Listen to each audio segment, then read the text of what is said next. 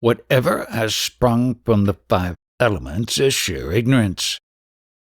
The knowledge I am is the same in all sentient creatures, whether it be an insect, a worm, or a human being, or even an avatar, the highest kind of being. I do not consider this basic consciousness in one form as being different in any way from the consciousness in another form. But in order to manifest itself, consciousness needs a base, a particular construct in which it can appear.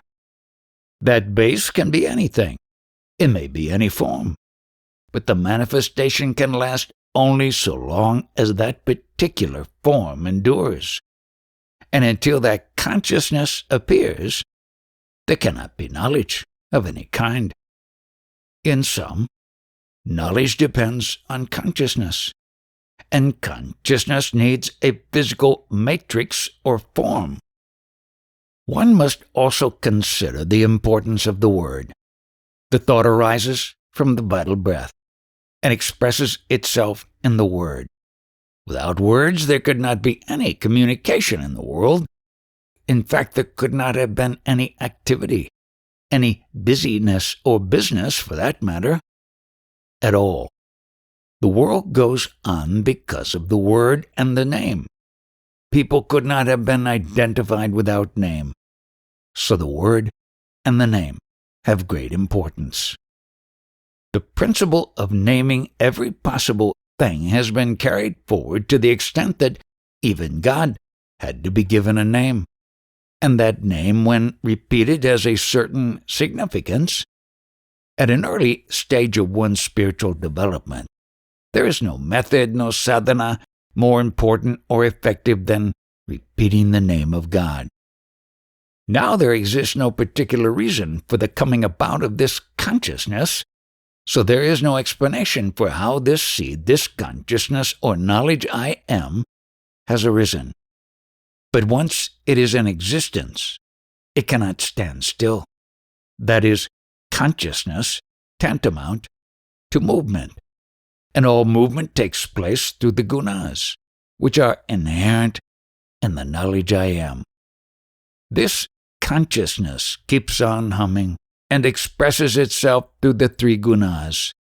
These Gunas act according to the form which has come about, and that form has resulted from a particular food. Behavior and action result from the combinations and permutations of the three Gunas. When people first come here, I always tell them that they come with the purpose of showing off their knowledge or trying to draw me into an argument. So I am aware of that. But I am even more strongly aware of the fact that such people have not got the slightest idea what they are talking about. I call it pure ignorance. It is for this reason that I say don't ask any questions. Don't even start discussing until you have listened to the talk for a while and absorbed at least some of its contents. Then you can begin asking questions. How do I know that you are completely ignorant? From my own experience, any infant will take at least a year and a quarter, a year and a half, before he can even utter a word. That word may not have any meaning, but to do so, what has happened? Again, I am using the word gun, that which is going on internally, wanting to come out. Thoughts, odd words, whatever it may be, and it does come out. Now, where did all that originate? Where is the presenter of the speech? Speech is only for animals, which includes humans. Now that is still part of the knowledge I am, which is within them. This gun is within the knowledge I am, which includes the physical form. The gun entity and the knowledge I am and the physical form, that whole bundle has been created out of the five elements.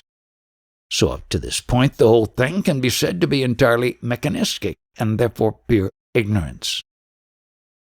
Now there are some people who say I was so-and-so in a previous existence. How do they know? They could only have sprung from the 5 elements. And before the 5 elements were created, the previous knowledge could not have been there. Therefore, it is utter nonsense, rubbish. There are many Hatha yogis who have great powers. Of those, I am the greatest. But I distinguish between Hatha yoga and Hatha. Hatha means insistence or persistence. You see, I persist. And what is this persistence about? I did not know that I was going to be born. How did I get this birth? That is the point on which I persist in finding the answer. I must know this. When I was told Satva, then what is Satva? Satva is the essence of the 5 elements. In that essence, in that juice, lies the knowledge I am. But all this is still of the 5 elements. Then how did this come about? My guru told me the whole story. Thus I came to know that it is ignorance. And I know from experience that everybody is starting from there. Thus, whatever has come about is sheer ignorance. And we are nothing more. That is what my guru told me. My guru further pointed out to me the fact that the only thing you have in which you can utilize to unravel the mystery of life is this knowledge I am. Without that, there is absolutely nothing. So I got hold of that, as my guru advised me. And then I wanted to find out how the spiritual aspect of me came about without my knowledge. That again is the result of the 5 elements. Therefore, I repeat, I know from personal experience that if anybody thinks he has or is something special, it is sheer ignorance. Even if this body were to last for 1,000 years, any experience with it that has come about during that period is necessarily based on this I amness, which is based on time, which is the product of the 5 elements for which I have no use at all. On my pure absoluteness, which has no place and no shape or form, this knowledge I am came, which also has no shape or form. Therefore it appears, and it is only an illusion. Intelligent people, extremely intelligent people, come here and ask me questions, and I answer them. So what happens? They don't accept my replies. Why? Because they ask me from the point of view of identification with the body-mind, and I answer them from the point of view which is without such identification. So how can they understand me? How can the answers possibly tally with the questions? Who are asking the questions? It is the persons who see themselves as existing in time, with the birth of the physical body as their base point. Therefore, they ask questions from that point of view. But the view is false. It is a figment of their imagination, purely a bundle of memories, habits, and imagination.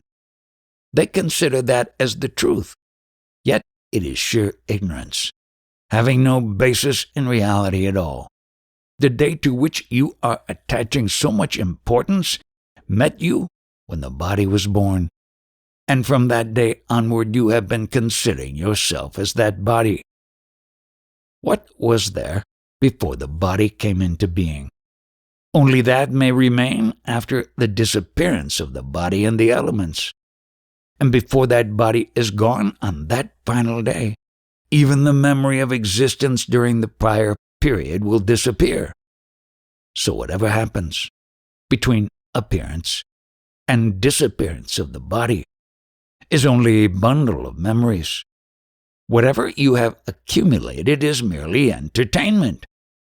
All that is in memory and everything will disappear.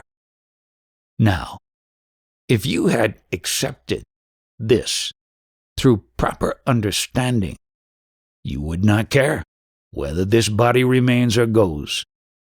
When the highest principle, this beingness in the body, disappears, how can you talk? When that primary principle has gone, is there any value left? First, the beingness is to disappear. Then also the body will disappear.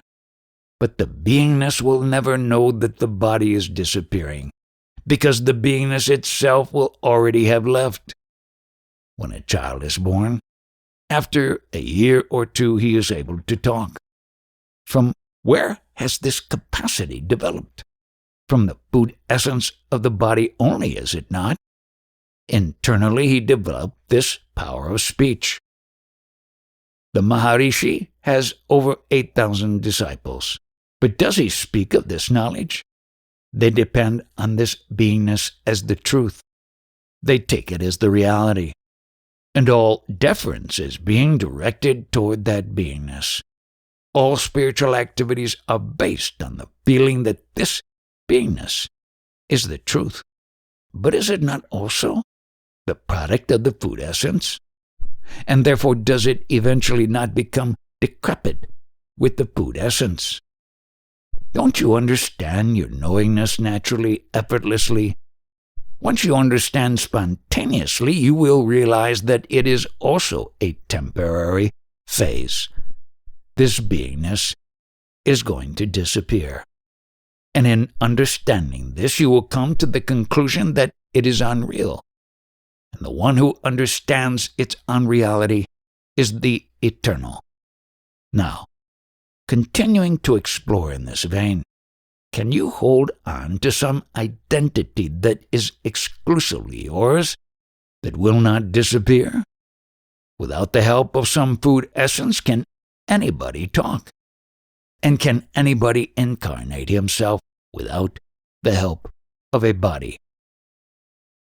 There are some people who want me to go and give a talk in this village. Will anybody be able to understand this kind of talk? What am I driving at? The problem is, after such a talk, might the people not obtain my address and come to get me? No, the locals may not. They are not such type of people. But the foreigners may try to attack me, because I am criticizing Christ. I have indicated knowing the true position of Christ, because he talks about the same thing. What was done to Christ might happen to me also, because Christ started telling the facts, the truth, and people got enraged and crucified him. They dared to shed his blood. Since my talk will be beyond the scope of their understanding, some of the audience may become very upset and disturbed. They will say it is no use, we must finish him off. It is because of the command of my guru that I am doing this, participating in all these talks. When I go to that village, I will have to discourse about God and purity. I must take the devotional approach. But if I gave the kind of talk that I am giving here, they would not be able to understand it. I should talk on their level of understanding: God, purity, and devotion. The 5 pranas, pancha pranas, become purified. Concomitantly, the sense organs become purified, and the mind also becomes pure. And when the mind is pure, the language of the sages becomes intelligible. Without such purification, it is not impossible to understand the sages, and ultimately that purification leads to self-knowledge, to the self. Does this purification arise as a consequence of applying oneself to meditation on the sense of I am, and is that one's central responsibility? I am referring to what we call the Satva, signifying the essence of the food that you consume. This body is nothing but food for the consciousness. Now the quality of this Sattva is the beingness or knowledge that we are, the I consciousness, and ultimately you should know this Sattva, what it is. But for the moment I will tell you this is the essence of all the food. Your question was whether through this meditation purification takes place. Yes, And how this happens is that by meditation, the sattva quality gets predominant. The mind gets purified, and then the knowledge of the self is made possible. Just as the quality of sugar is sweetness, so the quality of this sattva, the essence of food, is this knowledge, this I consciousness, or as we also call it, beingness. Just as the sweetness. How can that be the quality of food? I'm just not clear on what you're trying to say. Food can be either very tamasic or very rajasic. It depends on the food chosen. Are you talking about food in terms of whatever thoughts, instruction we ingest, or simply the gross elements we take in? Ultimately, the food has taken this form, which is the body. Now, in this body, which is nothing but food, an entity called sattva is present. There is some connection between this sattva and the food. It is not simply that the food is this sattva. The latter is some subtle product, some essence of the food. Is that clear? Then there is also something called the mula sattva, the origin of sattva, original essence. Its quality is that you come to know that you are. So in your body, that primordial sattva or mula sattva is presence because of which you have the knowledge that you exist. Another thing concerns so-called sickness. If anything goes wrong with the sattva or the material of the body, there is some disorder which is termed sickness. How do the doctors rectify that? By giving you medicine. The medicine is also a kind of sattva. So that medicine rectifies this disorder, and then the sickness is cured. Sometimes, actually this beingness or knowingness itself is the misery. Prior to the appearance of the beingness, you did not have any problems. They started only after its appearance. To repeat, with the form, the beingness appeared, the knowledge that you exist. And along with that came all the problems. So this knowingness or beingness is nothing but misery. Any comment on this? Do you agree? I agree with that, yes. Sometimes I feel that illness arises as a lawful consequence of what people do. At other times, it just seems to be something built into the body that we do not understand, and it just arises. It has a force all of its own, and either it will be dissipated when something counters. Again, this beingness, the knowledge I am, which I call upadro, is the source of trouble. As I said in the morning, as the result of happiness, this source of misery has also begun. In this upadro, in this primary essence, lies the knowledge I am.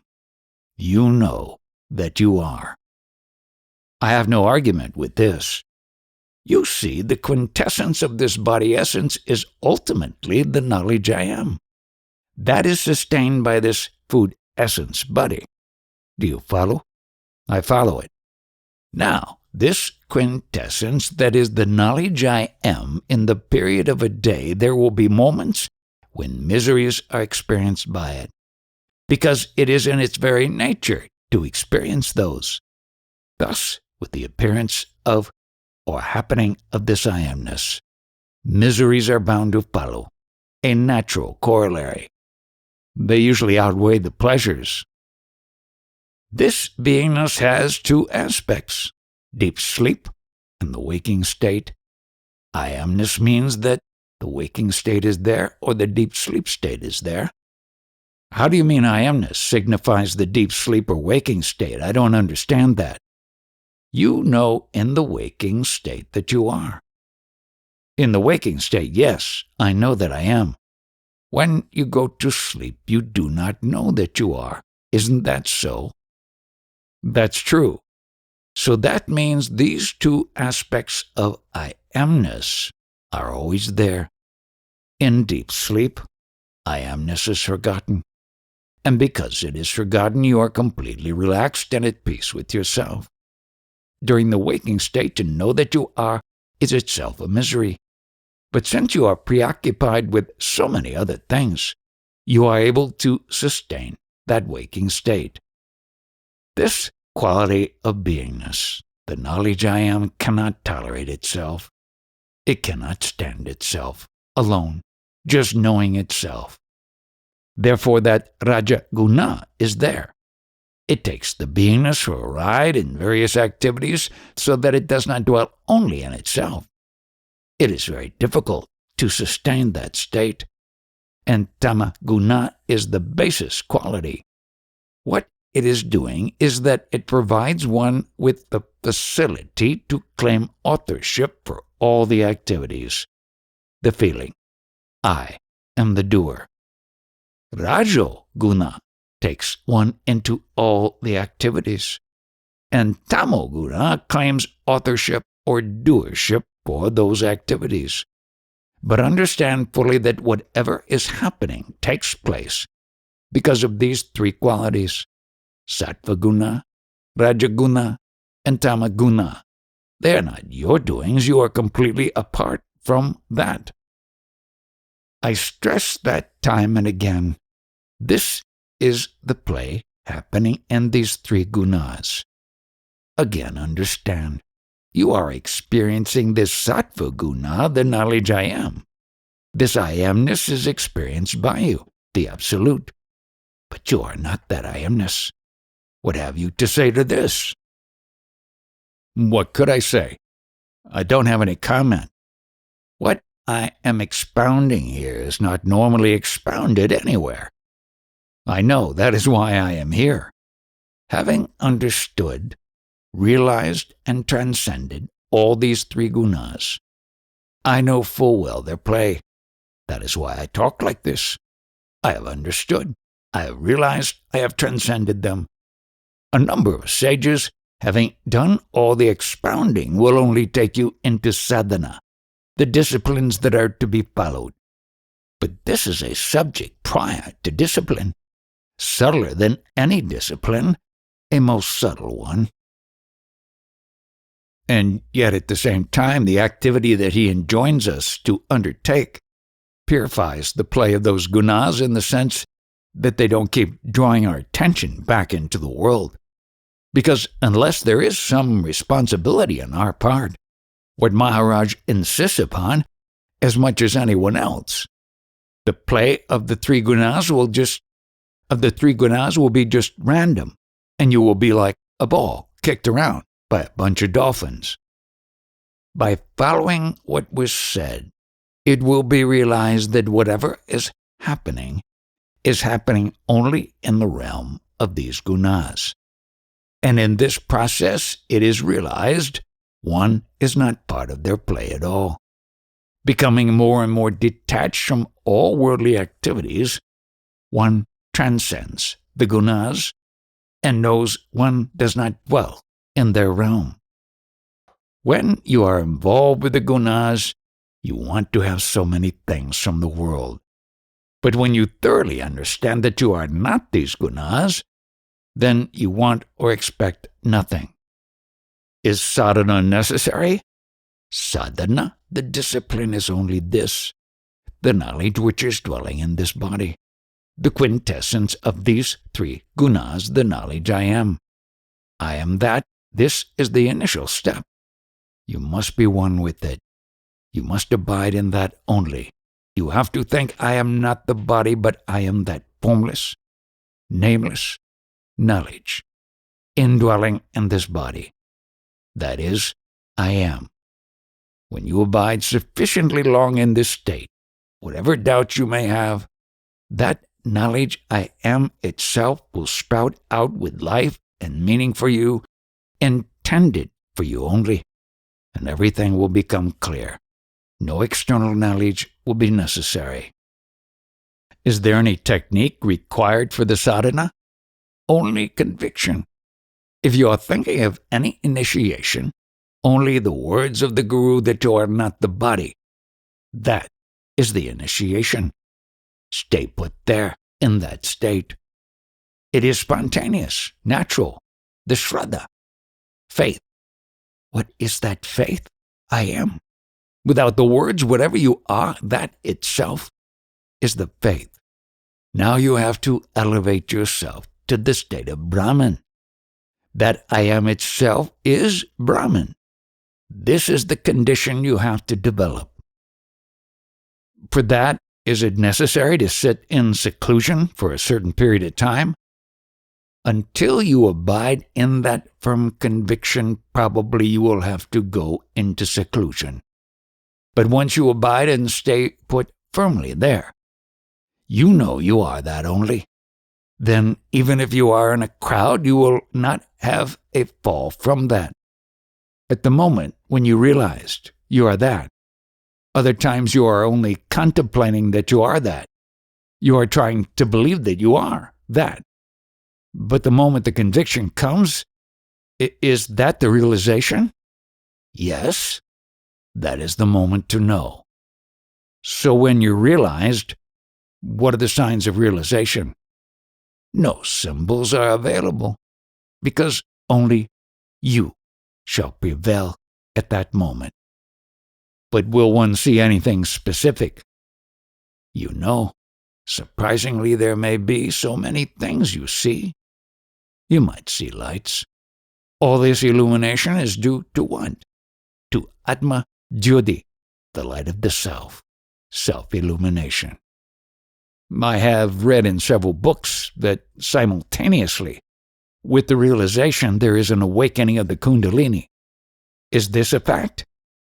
What you are saying about Kundalini happens to him, and I am not dealing with that. Happens to whom? To the one who is expounding that idea. I don't deal with those concepts. That is Muktananda's sphere. And several other people say the same. My approach is different. I don't expound that. Is the result not the same? Whoever attained realization, we are merely told about it, but there is no actual proof. We are told by the realized yogis that whenever they got realization, supernatural powers were acquired. Strange lights appear to them. They went into a different sphere. Something terrific happens to them at the time of realization. You might also have visions of various gods. Anything might happen, but that does not mean that you should dwell on those concepts. Yes, but can those things happen? Yes, but in the process of trying to experience and observe all these things, it is easy to forget the way toward self-realization. Those people are studying, as it were, on the TV screen. That means they still want to be in the experiential state. They do not transcend that. What Maharaj is expounding, speaking the language of the Gita, is it jnana marg? No, not jnana, path. Abidance in knowledge is different. Jnana marg means you are walking a path. Your destination is the knowledge I am. Abidance in that knowledge. That is according to the Gita, jnana. Marj means you are always trying to walk. I do not want to do any walking. When you talk about path, you think the destination is far off and you have to walk there. The point is that you are right at the destination. So where is the necessity of any path? Is it easily attainable? Spontaneously, it is the natural state, the destination. Unfortunately, you are connected with various types of concepts, and you are bogged down in the quagmire of those concepts. As it is, you are is most spontaneous and natural. Again, I will put it in another way. In the Gita, I do not want you to seek support in anything external. There are only two entities, you and me.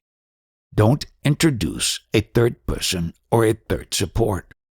The dialogue is strictly between us. What difference is there between you, Maharaj, and Lord Krishna? I don't know what you mean by difference, for that term does not occur in my vocabulary.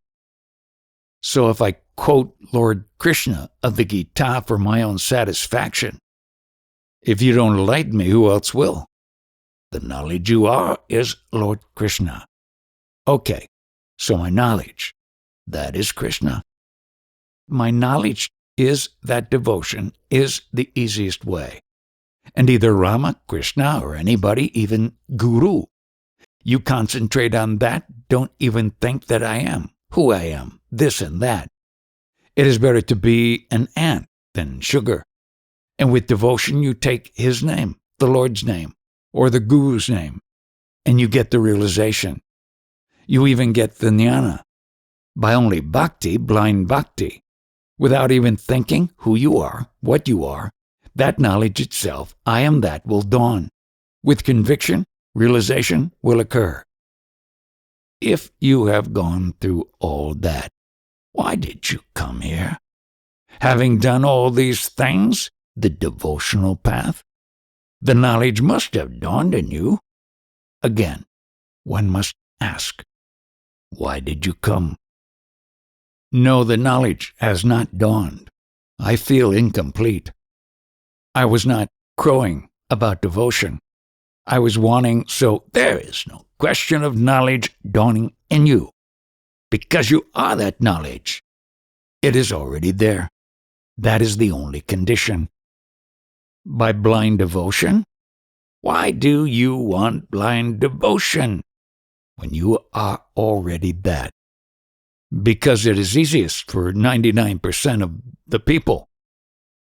I can believe in you more easily than I can believe that I am God. I can believe that you are God.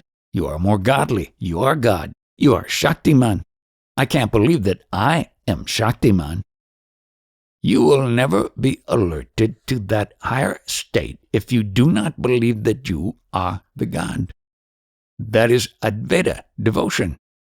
There is no difference between a God and yourself. You are God only.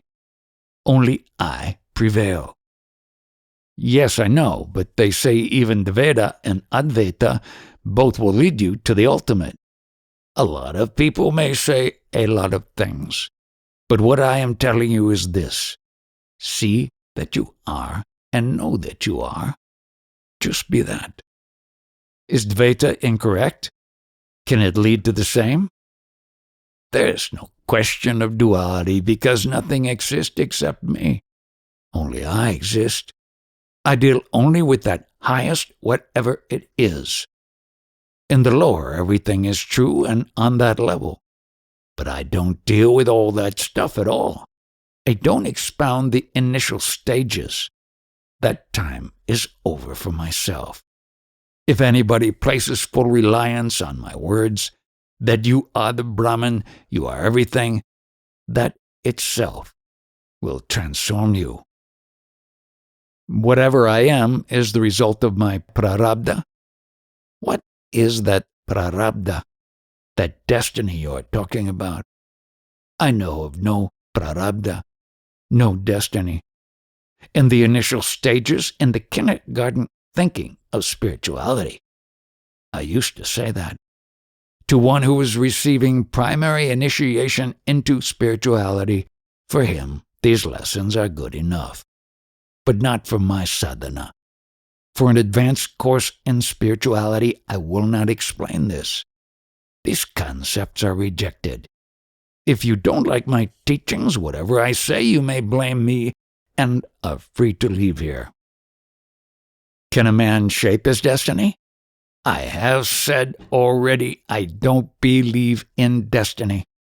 If you have been on the path of devotion, where is the necessity of destiny at all? With devotion, individuality has transformed itself into Brahman, the manifested. So how is the destiny needed for that? That Brahman state, the manifest Brahman, is not subject to any destiny. Is there any question of something good or bad happening to that Brahman state? He who is not one with the Brahman and still thinks he is an individual will always be thinking that something good or bad is going to happen to him as an entity conditioned by body-mind. What have you got to say? Your comments, sir. One of the things that I feel very strongly is happening in the West, through the Eastern teachings from such representatives as Maharaj and Ramana Maharshi, is that people are so aggressive in attaining things, and when they get bored with attaining material benefits and sexual satisfactions and all the transitory pleasures of drugs, they turn to the spiritual life. But their view of spirituality is still conditioned by the same motive for attainment. You have understood, in the West, people go toward spirituality because they are getting bored with this objective worldly life. So one must understand what is the cause of the misery. That source you must find out. Is it not necessary? I believe it absolutely is. That is why Maharaj's teaching is so important, because it stands quite apart from the usual teachings. I think that what my newfound friend here is still trying to understand is the same basic confusion that we are having much more recently in the West, in that people associate realization and attainments relative to this whole chakra system, and it is not that at all. You know, when Ramana Maharshi was asked about this, he would say the only center that interested him was the heart. Anybody coming here will be liquidated. He is not going to get anything. When you reach that state, the highest state, then only will you be realized. Whether you're going to attain or discard, I assure you that you will attain nothing, and will realize that no attainment is required. Abide in the words I have spoken earlier. First do your homework, then ask questions. I would like to know from you what medicine is there which will help you to know that you are and put to use that knowledge you are. Maharaj's instruction, that is the only medicine I know. Continue to come here if you want to investigate that you are. Track down what you are, is. Investigate that medicine you are. And don't expose all and sundry to what I have told you. Keep it to yourself. Interpreter. To many he will say, don't ask anything, just listen. By merely listening, they understand. Most of their doubts will be cleared. To that lady in the morning he said, just listen. Don't ask any questions. That can be very effective, too. In the flow of their talk, many doubts will be cleared. He is sure of that. Why is there such a divergence between different gurus, rishis, and realized yogis? Perhaps they are not realized. No, this is to be explained as follows. Although consciousness is universal, and the knowledge you are and whatever knowledge there is all common, its expression through the body and the mind is individualistic. There, everything is different. Therefore, the path expounded by each sage will be different. It is bound to be so. All those several paths they all lead to the same. Is it not that all paths lead to Delhi? The paths will be different, but the destination is the same. So you can't compare the path or what I am expounding with somebody else's. In your method, may I call it a method? Have you noticed any siddhis? No, but that is my own doing, because of the commands of my guru. My guru told me, although you are realized, you will have to expound knowledge only. No siddhi powers for you. I was very eager. I thought, I'll get certain powers, do miracles, remove the sickness of people. At first I was thinking along these lines as an initiate, but my guru told me, nothing of the sort for you. You have to expound knowledge only. There were to be no powers for me. And then he also told me, you must repeat all these bhajans 3 or 4 times a day. You have to do it. He said, for the sake of all the ignorant people, you have to do this. I do not want to take you by the traditional, conventional, tortuous ways. That is why my teachings are better liked by the foreigners, because none of this traditional, conventional thing is there. The worshiping, the rituals, nothing is there. That is the devotional path. But what I am giving you is Atma Yoga. I am not doing Bhakti Yoga, that is bhajans, etc. It is happening, going on by itself. Bhakti Yoga means a devotee trying to link up with God. It is only going on there. It is going on everywhere, right from the ants. This means that everybody has that bhakti. Even an ant wants to live, which is the same as bhakti. But that ant does not know it. Only a human form. My question is, even a jnani's bhajans are devoted to some god, say Krishna, which takes for granted saguna bhakti. To the interpreter, are you convinced by the answer? Then in turn you can convince me. Interpreter, what has happened is this. As a jnani, he would have remained unknown to the world. That is what his guru thought, so he told him. When Maharaj asked how he could repay this debt after he got realization, you cannot repay this anyway. But if at all you want to repay, you must do bhajans 4 times a day. Now the purpose of this guru's command was that when some bhajan goes on somewhere, people were alerted to the fact and that this is a place where worship of God is taking place. So that is how people started coming here. Initially, they were mainly Indian people who were not primarily interested in knowing themselves, but who had faith in God. Those people came first, and subsequently others started flowing in, like Maurice Friedman. And thereafter that book, I Am That, was published. Ultimately, you came to know these teachings because of him. So the purpose of this bhajan was indirectly to let people know about him. Otherwise, he would have remained absolutely unknown. It may be correct, but there must be some more to it. Because of this bhajan, people get elevated, don't they? Normally we practice whatever he tells you right at the moment. He wanted to elaborate a bit on this point. Presently, when people are putting the same question again and again, he will not reply at all. He was trying to say bhajan is going on right from the level of ants up to ours. Eventually, when you get true knowledge, ultimate knowledge, then only will you come to understand that bhakti and jnana yoga are one. And one can get that ultimate knowledge either way? Yes.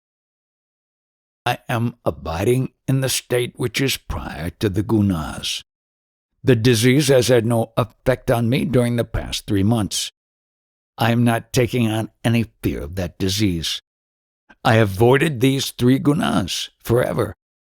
And whatever is happening in the realm of these gunas only. The gunas are doing all this. I am the knower of the gunas and their realm, but I am not the gunas. Now this disease, which is said to be here, on what is that disease? Certainly not on me. That disease has occurred on that to which the name birth has been attached. Therefore, that which is born is suffering from the disease, not me. Then the next point is what exactly is born. What is born are the 3 states: the waking state, the sleeping state, and the knowledge I am. This consciousness. The body and the vital breath would not be able to function if this consciousness were not present. So these are the 3 states which have been born. And these 3 states work through the 3 attributes, gunas. So these 3 states and the subsequent 3 attributes, that bundle has been born, and whatever happens, happens to that bundle only. I am not concerned with any of that. I very clearly see that which has been born, and I also know that I am not that which is born. And that is why I am totally fearless. I am entirely without any reaction to a disease that would otherwise be traumatic. Knowing that I am not that which is considered to be born, yet there is a little attachment to it. In what way? Attachment is to that which I have been associated for a long time. There is a speck of attachment only because I have been attached to this body for 80 years. So I meet somebody from my hometown whom I have known for a long time. He comes and goes away. I bid him goodbye. Now what happens?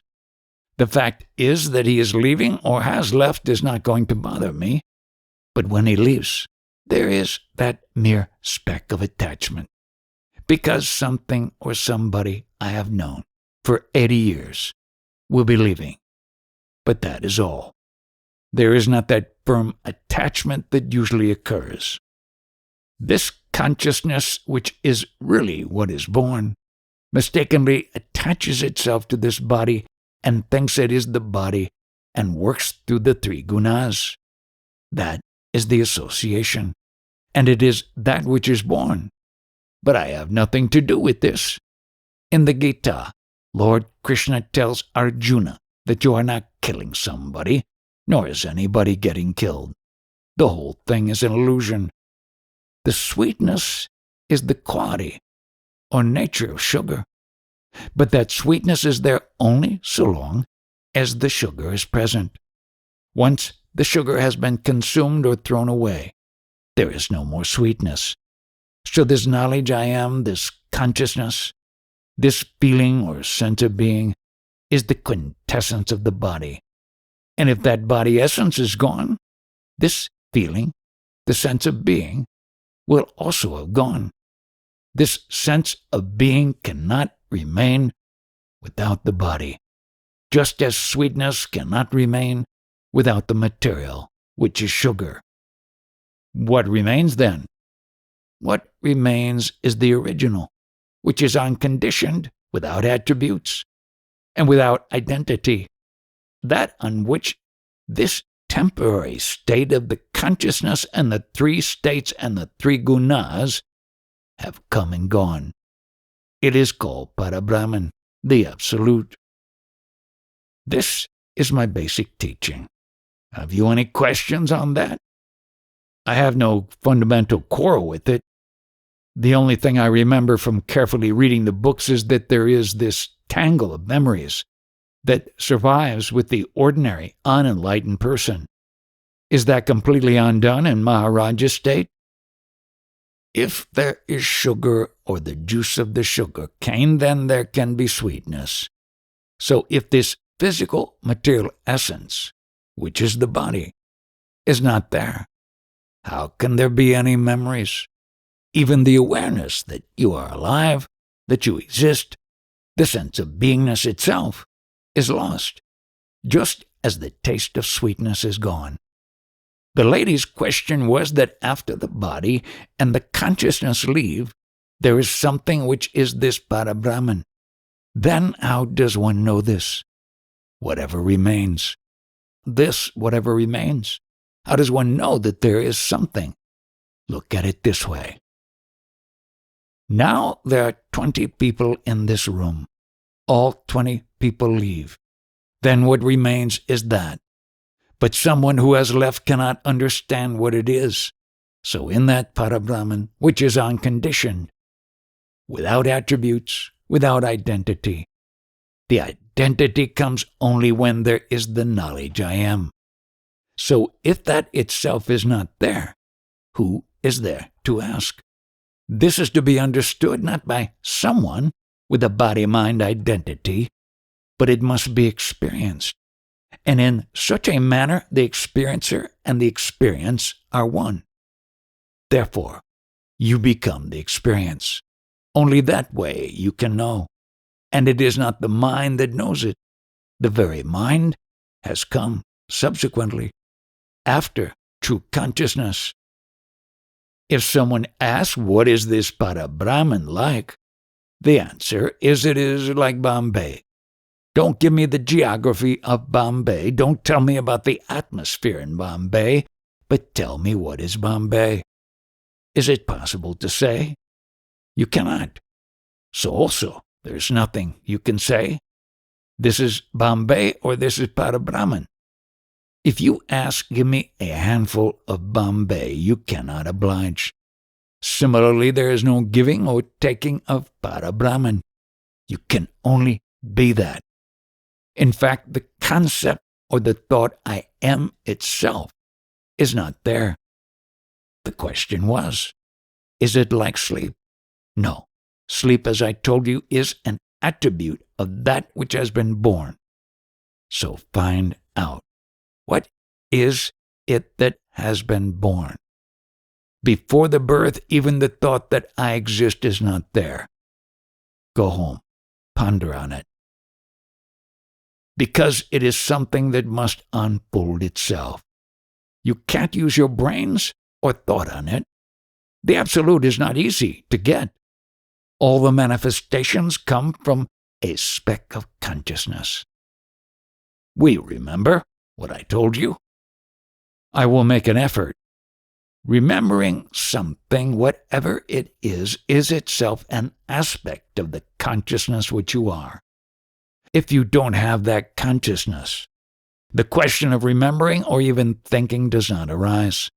So the place to start is with this consciousness. And this consciousness can't be there without the body. This is the mystery that is to unfold. The consciousness is there so long as the 5 elements are present. Now, when what is called the great dissolution of the universe of all the 5 elements takes place, the consciousness also is finished. But the knower of the consciousness, the absolute state, is unaffected. So I am always in that state. And that is why there is no fear of anything. Even when everything was burning in the whole and there was total destruction, I was merely watching, just being in a state of witnessing. I was untouched by anything. So being that, what could affect me? Secondly, whatever appears really has no substance. It has only a temporary existence.